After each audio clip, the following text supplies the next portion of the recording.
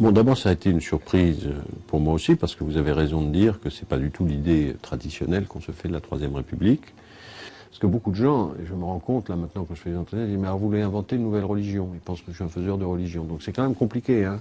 Non, c'est un travail d'historien des idées qui dit voilà, il y a la République française, il y a notre histoire de France, et il y a un aspect de cette histoire qu'on avait un peu occulté, qui nous amène sans doute aujourd'hui à poser des questions différemment. En fait, il y a une tradition à la fois politique et philosophique, peut-être religieuse, qui est la suivante. C'est très simple. La Révolution française a échoué. Elle a échoué d'abord en 93, 95, donc on a le retour, l'Empire, la contre-révolution, bon.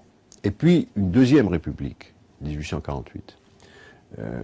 Celle-ci va échouer aussi terriblement dans les journées de juin, et retour de l'Empire, etc. Les républicains exilés s'interrogent pourquoi on n'y arrive pas en France. Pourquoi le modèle démocratique républicain qui est le nôtre échoue. L'histoire enquête, il y a quelque chose qui ne va pas. Bon. Et ils se disent finalement on a fait une erreur, c'est que dans notre pays, l'Église catholique est conservatrice, voire réactionnaire, mais elle détient dans le fond le pouvoir spirituel et un formidable pouvoir d'opinion et de conscience. Et nous avons échoué, nous avons fait des révolutions, mais des révolutions matérielles, des révolutions dans les intérêts, et nous avons laissé les esprits, mais aussi tout ce qui est de l'ordre charnel dans l'existence, de ritualisation, le baptême, l'enterrement, etc., être gérés par l'Église catholique. Dans un certain nombre de démocraties modernes, ils ont réussi à instaurer leur démocratie ou leur république. C'était un modèle au XIXe siècle, c'est l'Angleterre, les États-Unis, les Pays-Bas, parce qu'ils ont la religion protestante, qui est une religion qui correspond à la République, à la modernité, parce qu'elle est une religion de libre examen. Mais en France, certains ont tenté d'ailleurs des vagues de conversion au protestantisme. Eugène Sue, Jean Bobéro raconte ça très bien dans ses ouvrages. D'un autre côté, le philosophe Charles Renouvier, par exemple, ça ne marche pas. Parce que le pays... Donc il faut que nous inventions, pour établir la République, une spiritualité, voire une religion spécifique. Ça germe donc dans les milieux républicains, beaucoup dans les milieux francs-maçons, sous le Second Empire. Se constitue d'ailleurs, par exemple, une alliance religieuse universelle, dans laquelle on va trouver à la fois des catholiques libéraux, des protestants libéraux, des juifs libéraux, puisque toutes les religions sont un peu, enfin les dogmatismes sont en crise, mais en même temps des athées, des matérialistes, etc., portant un projet de religion universelle, de religion éclairée. Bon. Et donc en fait, ceux qui vont construire en grande partie, en tout cas l'école de la République, mais jouer un rôle déterminant dans la République, c'est le cas de Ferdinand Buisson, sont des gens qui sont venus à la République d'abord en étant des croyants, mais deuxièmement avec un projet spirituel, c'est-à-dire que la République, pour s'établir, a besoin de former sa propre religion, qu'ils vont appeler d'ailleurs, ça c'est un paradoxe incroyable, en tout cas une surprise, c'est un étonnement pour moi, jeune chercheur, la laïcité.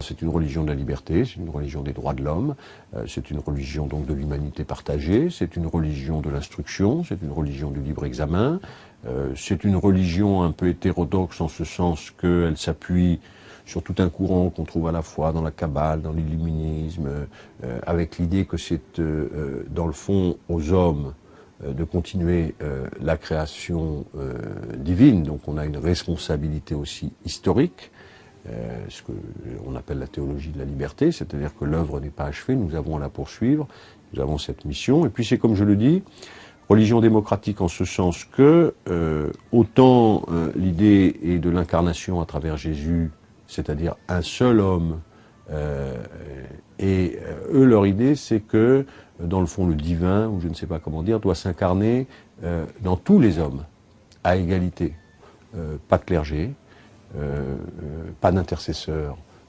entre Dieu et la conscience, pas de peuple élu non plus, les attaques très violentes de Buisson contre cette idée, pas non plus, si vous voulez, de théorie de la grâce, de l'élection, refus du péché originel aussi, donc c'est quand même assez particulier, mais ça reprend beaucoup quand même des religions de l'humanité, si vous voulez, qui se sont développées, disons, dans le milieu républicain et socialiste.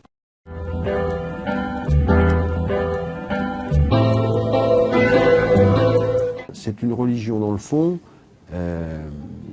qui va être contre toutes les orthodoxies, d'une certaine façon contre tous les dogmes. Et c'est pour ça que d'ailleurs une des questions qui se pose à l'époque, c'est religion ou irreligion.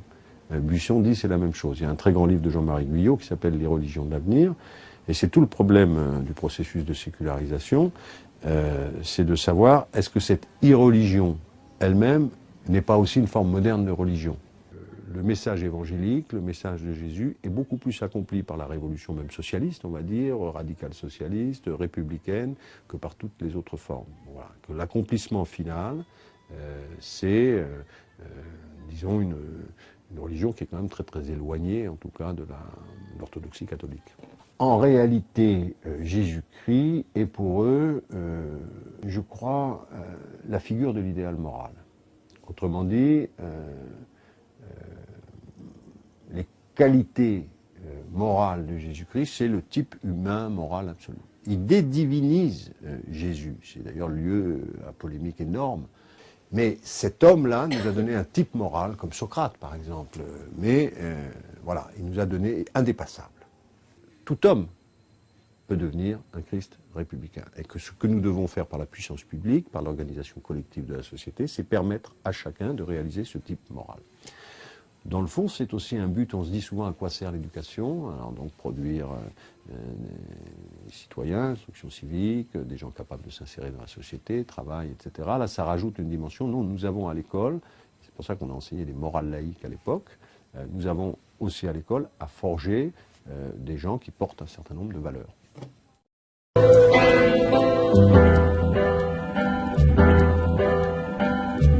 Moi, je crois que cette laïcité, si elle est assumée comme étant ni neutralité ni indifférence, ça ne veut pas dire qu'elle n'ait pas le respect, elle est bien entendu le respect, je pense qu'elle a quand même beaucoup de ressources en elle pour organiser démocratiquement et dans le respect de l'aspiration religieuse la vie des sociétés comme les nôtres. Mais il faut la nourrir, il faut dire ce que c'est. Moi, j'ai lu le discours de Sarkozy à la 30. On n'a jamais vu ça. C'est-à-dire que si vous voulez quand même d'expliquer que la loi de 1905 a été une loi de combat, puis les historiens savent que ça a été une loi de pacification, si, l'action française, après, soutenait ça, mais enfin, c'est quand même, y compris chez les catholiques, assez minoritaire, heureusement d'ailleurs, et très minoritaire. Il nous a expliqué que pour donner sens à la vie, l'instituteur était en dessous, c'est atterrant qu'un président de la République en rupture totale avec quelque chose qui est au-delà du clivage gauche-droite sorte des bives pareils. Souvent, je suis un peu choqué, mais c'est normal, parce que c'est ma vision de philosophe ou d'historien, que la laïcité soit instrumentalisée de façon politique un peu réductrice, dans un camp ou dans l'autre d'ailleurs, une laïcité très offensive, très intégriste, bon, qui parfois m'étonne un peu, dans des débats qu'on a eus, et qu'on peut avoir encore, la burqa ou d'autres, bon, c'est pas ça. Et puis deuxièmement, un juridisme. C'est-à-dire la réduction, dans le fond, de ce qui est pour eux, religion, ça veut dire le lien, hein, donc quelque chose de très nourri et qui organise vraiment les rapports des hommes entre eux, dans hommes au sens générique, hommes et femmes, de nous dire, bon, voilà, c'est un arrêté du Conseil d'État. Non, c'est plus que ça. C'est beaucoup plus que ça, avec une idée très très particulière, qui est très souvent l'inverse de ce que pensent les gens, c'est-à-dire que ce qui fait même la valeur de ce que nous sommes, c'est précisément que nous ne pouvons pas posséder l'infini, c'est-à-dire nous ne pouvons pas dire à un moment le beau, le bien, le vrai, c'est ça, mais que nous ne pouvons pas renoncer non plus à les chercher d'une certaine façon et à les argumenter. Donc qu'il y a un lien qui s'établit entre nous-mêmes et une aspiration qui nous dépasse, et qu'il faut faire très attention à ne pas tuer cela de deux façons, soit en pensant qu'il n'y a pas ce lien, donc il n'y a pas d'aspiration, des créatures purement matérielles, soit à penser qu'on a donné le fin mot de ce lien. C'est-à-dire, moi, curé, ou moi, pasteur, ou moi, philosophe, ou moi, je ne sais pas quoi, politique, je détiens la vérité, je détiens le bien, je détiens. Donc on doit ne pas y renoncer, ne pas le posséder en même temps. Et c'est dans cette tension-là que s'inscrit d'ailleurs ce qu'ils appellent l'aspiration religieuse. C'est je ne renonce pas à quelque chose qui me dépasse, c'est présent dans mon expérience, et en même temps, j'élabore laïquement cette dimension que je reconnais comme une transcendance qui anime mon immanence, mais je ne la possède jamais. Et donc je ne viens pas en chair dire à mes brebis, voilà la vérité, je les incite à la chercher par eux-mêmes, etc. Voilà.